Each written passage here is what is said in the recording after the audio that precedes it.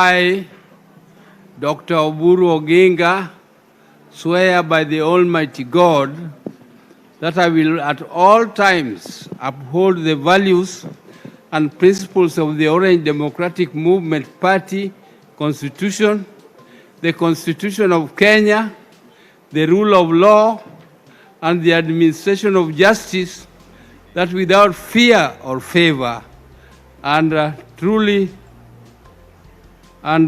discharge my duties as party leader of the Orange Democratic Movement Party, so help me God.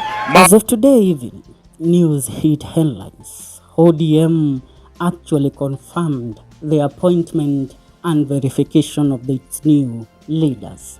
According to available sources, the Orange Democratic Movement Party announced a reshuffle and appointment of new officials following a meeting of its National Governing Council and NGC. The NGC has approved the appointment of Senator Oburu Oginga as the new party leader, a move that solidifies his position within the party hierarchy. In addition to Dr. Oburu's elevation, the NGC announced other key leadership positions. Governor Nasri Simbarati and Senator Ososi have been approved as the deputy party leaders of Orange Democratic Party. Now, these appointments signify a strategic move to strengthen the party's presence and representation across different regions.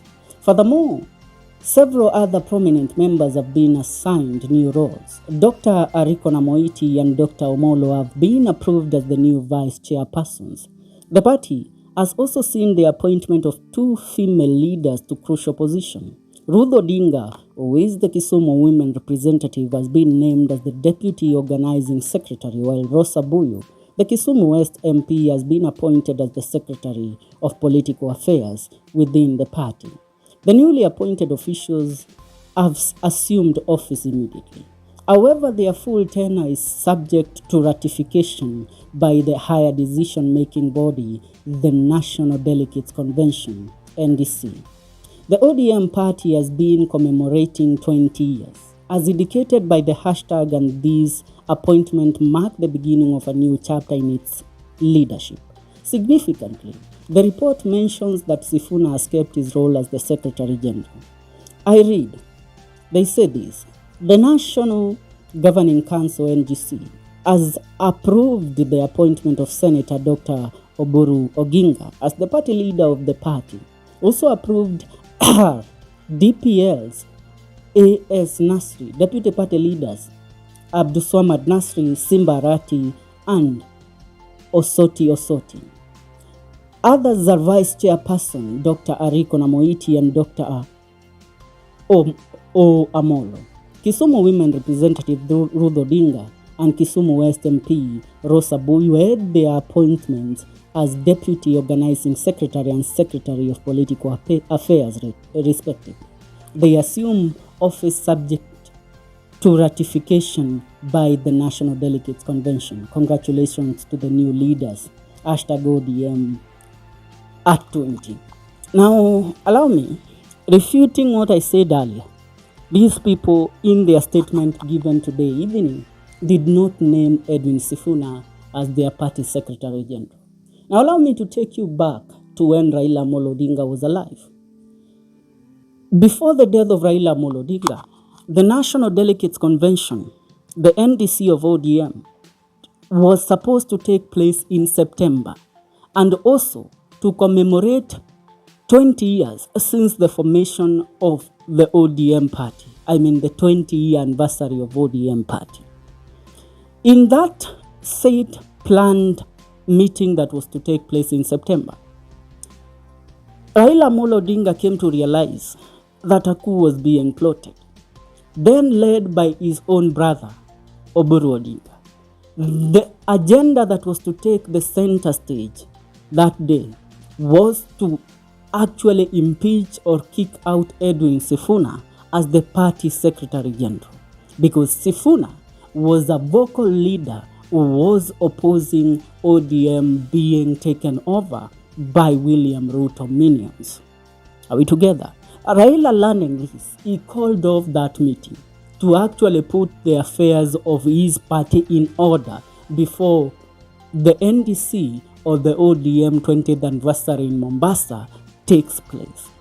But Raila died before he had laid out everything. Now, vacancies came after Raila Amolo Odinga's death. And that vacancy that was presented is the vacancy of the party leader.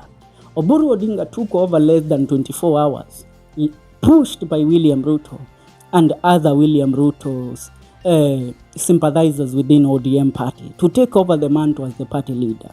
And after Oburu Odinga took that position, he started changing the way he used to support William Ruto. He started speaking about the future of ODM.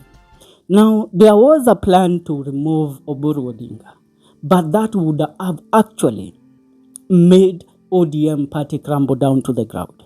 So the NEC, the NEC organization of ODM, went ahead to make the decision of actually remaining with Oburu Odinga as its party leader.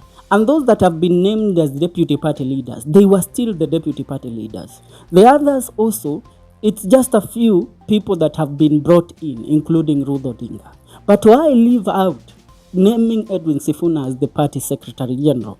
And why asking, why as one governor of Siaya, James Orengo, and Anyang Nyong'o, the governor of Kisumu, being left out by the NEC in the leadership roles of ODM? There is one thing at play. They want the party to remain at the hands of Oburu Odinga. But with the rest that follow Oburu Odinga, like the deputy party leaders, including Abdul Swamad, Simbarati, and Otosi, these are all sympathizers of William Ruto. If they go ahead to vote, as the party leadership, to vote on a suggested merger between ODM and UDA, they will beat those that are opposing the merger within the party. Are we together? That means the ODM party will finally, in future, few months to come, it will merge with UDA. And William Ruto will vie under the ODM party ticket. But he will kill the party from inside.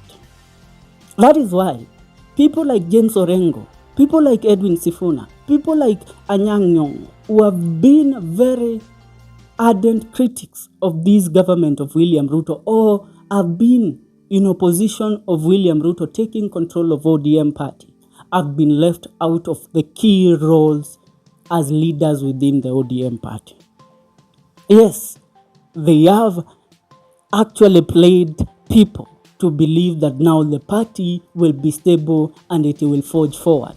But those that are in those positions of leadership, top positions of leadership, are going to be influenced to actually sign on William Ruto's UDA-ODM merger, which means the party ODM has actually been taken over.